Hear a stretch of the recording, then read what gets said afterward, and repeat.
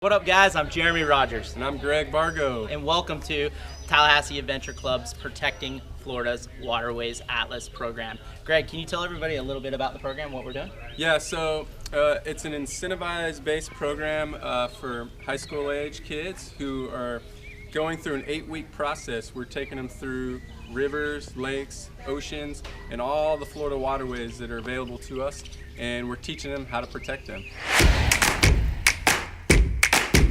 That will be your dagger board, and that's what keeps the boat going straight. Pull that really tight.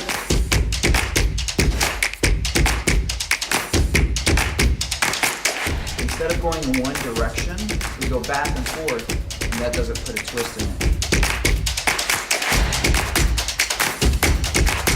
If I would push it this way, my boat's gonna go that way.